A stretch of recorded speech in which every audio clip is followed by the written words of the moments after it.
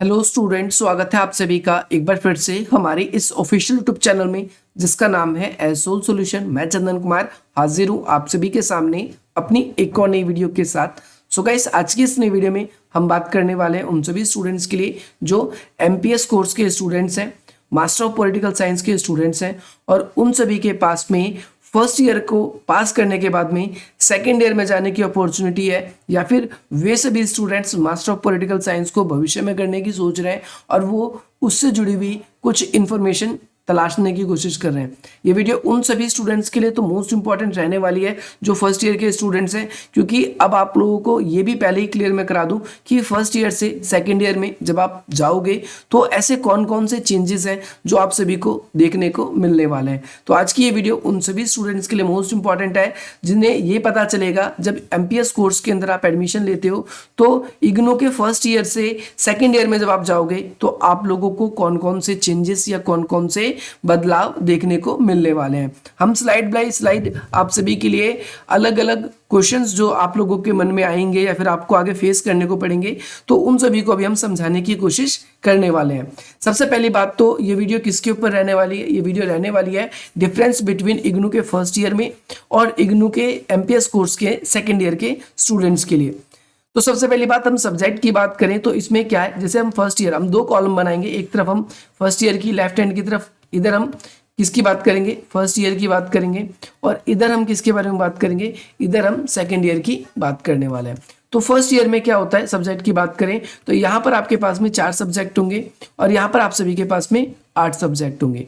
Subject में आप सभी को पता होना चाहिए कि सब्जेक्ट फर्स्ट ईयर में जो भी सब्जेक्ट आप सभी को मिलेंगे वो कंपलसरी सब्जेक्ट होंगे, यानी यहाँ पर 4 सब्जेक्ट ऐसे आप लोगों को मिलेंगे।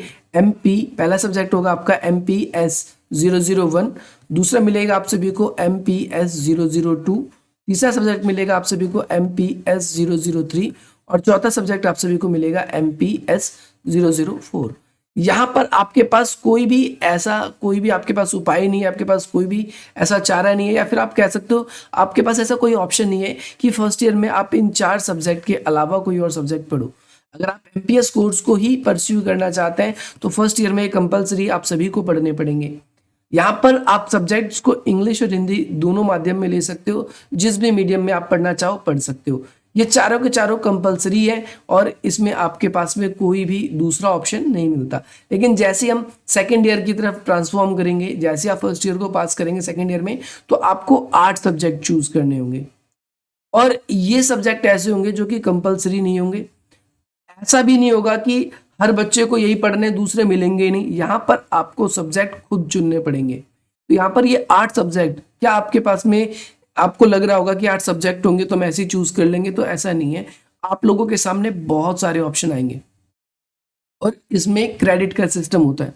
आपको अपने क्रेडिट के अकॉर्डिंग ही सब्जेक्ट को चूज करना होता है और ऐसा नहीं है कि इसमें थोड़ी सब्जेक्ट होंगे, ऐसे बहुत सारे सब्जेक्ट होंगे जो आप लोगों को बहुत कंफ्यूज कर सकते हैं। और 8 सब्जेक्ट कौन कौन से चुनने होंगे इसको लेकर मैं आप लोगों के लिए अलग से सेपरेट वीडियो बनाऊंगा, जो आप सभी के यूजीसी नेट की जब आप तैयारी करोगे या फिर आप जेआरएफ की तैयारी करोगे तो उस समय वही सब्जेक्ट आप सभी के एमपीएस में भी पढ़े हो ताकि आपको आसान पड़े और वही आपको आगे भी पढ़ने को मिले। तो वो कौन कौन से सब्जेक्ट होंगे जो सेकेंड ईयर में आपको हेल्प करेंगे वो मैं आपको बताऊंगा। लेकिन यहाँ पर 8 सब्जेक्ट आप सभी के लिए होंगे जो कि आपको खुद चुनने होंगे। और ऐसा भी हो सकता है कि कई बार आपको YouTube पे देखोगे तो ऐसी बहुत सारी वीडियोस आपको मिल जाएगी जिसमें अलग अलग टीचर अलग अलग तरह के सब्जेक्ट्स आपको बता रहे होंगे। जिस टीचर ने जो चीज़ पढ़ा होता है वो कह देता है ये आसान है, इसको पढ़ लो। लेकिन मैं आप सभी को यही सजेस्ट करना चाहूँगा कि ऐसे सब्जेक्ट पढ़ना है जो आगे की पढ़ाई में भी आपके काम आए, ताकि आपको डबल डबल ना पढ़ना पड़े, पहले जो आपने पढ़ रखा है वही आप सभी के लिए रेलेवेंट रहे। तो सब्जेक्ट को लेकर आप सभी के मन में डाउट क्लियर हो गए कि यहाँ पर कंपलसरी चारों सब्जेक्ट आपको पढ़ने पड़ेंगे। यहाँ पर आपको 8 सब्जेक्ट मिलेंगे जो आपको चूज करने पड़ते हैं। अच्छा, सब्जेक्ट के अलावा फिर अगर हम दूसरी बात करते हैं तो सिलेबस की बात करते हैं। अब ये बहुत ही इंपॉर्टेंट है। जैसा कि मैंने आपको बताया कि जो फर्स्ट ईयर में आप सब्जेक्ट पढ़ोगे, जो आपके फर्स्ट ईयर के सब्जेक्ट होंगे और जो आपके सेकेंड ईयर के सब्जेक्ट होंगे, इसमें सिलेबस क्या है। तो क्या सिलेबस में फर्स्ट ईयर से मुझे कुछ लाभ मिलेगा? एक क्वेश्चन आप सभी के बहुत सारे बच्चों का ये आएगा कि क्या फर्स्ट ईयर के सिलेबस से मुझे कोई लाभ मिलेगा? तो फर्स्ट ईयर के सिलेबस से आपको बहुत लाभ मिलेगा। आप ऐसा देखोगे कि फर्स्ट ईयर में जो आपने कुछ भी पढ़ा है वो सेकेंड ईयर में भी आपके काम आएगा, लेकिन वो सब्जेक्ट ऐसे होंगे कौन से जो सेकेंड ईयर में आपको लेने होंगे, जो फर्स्ट ईयर का पढ़ा हुआ भी आपके काफी काम आएगा, वो हम आपको सब्जेक्ट बताएंगे।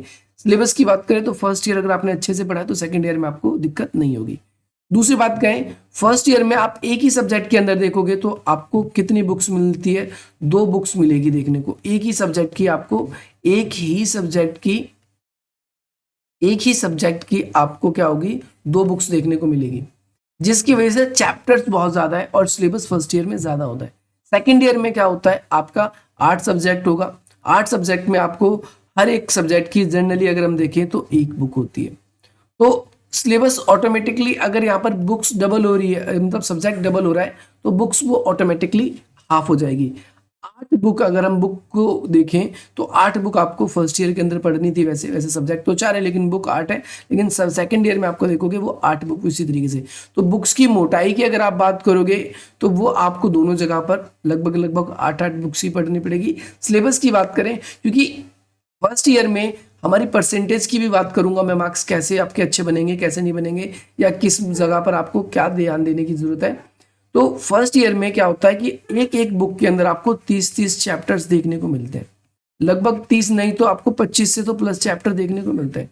तो बच्चे के पास सिलेबस में जो कंटेंट होता है वो बहुत ज्यादा होता है, और इस तरीके से जब फिल्टर करना होता है कि इस चैप्टर से हमारे इंपॉर्टेंट क्वेश्चन बनेंगे कि नहीं, आगे के लिए मुझे पढ़ना है कि नहीं पढ़ना, ये आप लोगों के लिए काफी कंफ्यूजनिंग हो जाता है।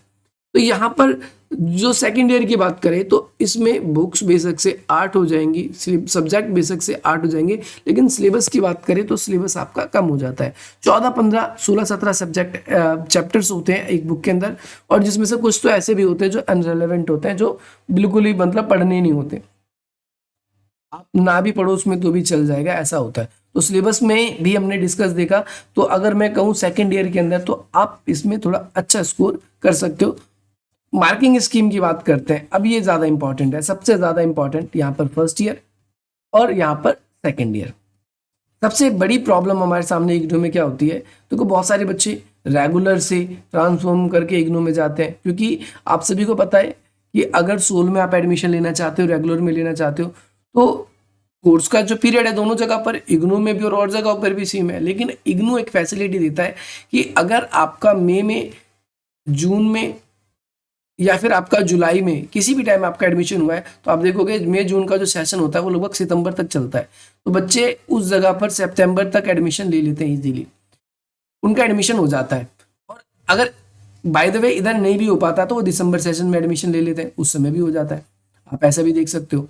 तो यहाँ पर हम ये देखते हैं कि बहुत सारे बच्चे जो सोल से या और जगहों से पास आउट होकर इग्नू में एडमिशन होता है, और उन जगहों पर क्या होता है, उनके पास में शीट की कोई लिमिट नहीं होती, उनको आंसर लिखने टाइम आपको जितनी शीट मांगी जाएगी आपके द्वारा, आपको उतनी शीट आपको दी जाती है। लेकिन इग्नू में ऐसा नहीं होता। इग्नू में क्या होगा, आप लोग फर्स्ट ईयर में ये चीज़ देख चुके हो, आपको एक ही शीट दी जाती है और उसी शीट के अंदर आपको अपना कंप्लीट आंसर लिखना है। उसके अलावा आपको एक्स्ट्रा कोई आंसर शीट या फिर जो भी आप बुकलेट्स कहते हो आपको वो नहीं मिलेगी।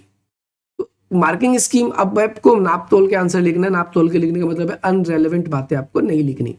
और जब हम अनरेलेवेंट बातें नहीं लिखेंगे इसके अंदर, तो हमको क्या करना होगा, सारी इंपॉर्टेंट बातें लिखनी होगी। और इग्नू के अंदर अगर आपने कुछ इंपॉर्टेंट भी, ज्यादा नहीं भी लिखा लेकिन इंपॉर्टेंट बातें भी जैसे लिख दी, तो वो भी आप लोगों के लिए बहुत फायदेमंद होता है। तो यहाँ पर हम कह सकते हैं मार्किंग स्कीम, अगर अच्छा कंपैरिजन करें फर्स्ट ईयर में या सेकंड ईयर में किसमें परसेंटेज अच्छी बनती है, तो इसका उत्तर है सेकंड ईयर में परसेंटेज आपकी अच्छी बनती है।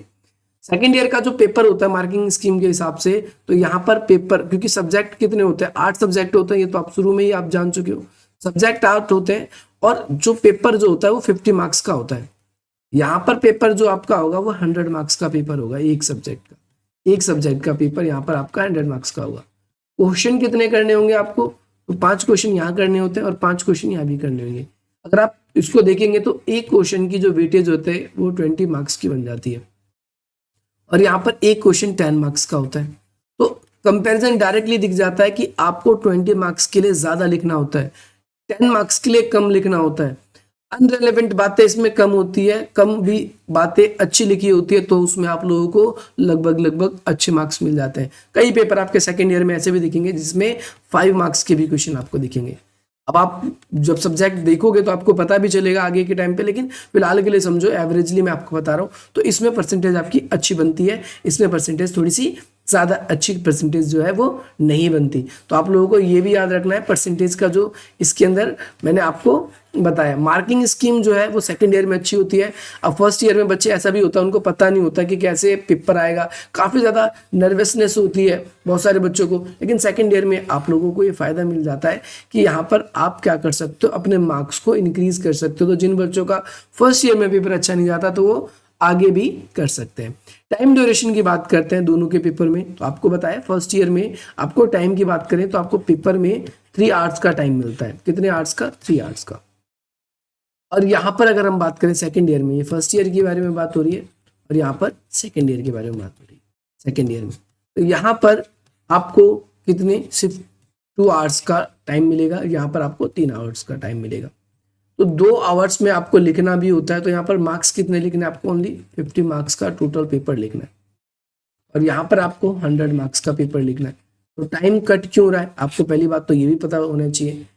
और साथ ही साथ में एक क्वेश्चन की वेटेज क्या है? 20 मार्क्स की है हर एक ईच क्वेश्चन की। अगर हम ईच क्वेश्चन की बात करते हैं और यहाँ पर हम बात करें तो एवरेजली अगर हम देखें तो ईच क्वेश्चन हमारा जो है, एक क्वेश्चन जो हमारा आएगा, एक क्वेश्चन वो कितने मार्क्स का बन के निकल के आता है हमारा?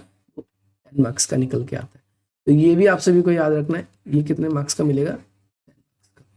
तो यहाँ पर टाइम ड्यूरेशन 2 घंटे का इसलिए होता है, बहुत सारे बच्चे ऐसे होते हैं, आप एडमिट कार्ड पे भी देखोगे आपको दिक्कत होगी सेकेंड ईयर में, आपका पेपर 10 बजे से 1 बजे तक लिखा आता है, लेकिन फर्स्ट ईयर के जो बच्चे होते हैं उनका तो 3 घंटे का ही होता है। आप सेकंड ईयर में बोलोगे मेरे साथ तो इग्नू वाले स्कैम कर देता, आप हर साल का एडमिट कार्ड देखोगे, हर साल की बच्चों की क्वेरी यही होती है, एडमिट कार्ड पे तो 3 घंटे लिखे, लेकिन आपका पेपर 10 बजे से केवल 12 बजे तक सेकेंड ईयर में लिया जाता है।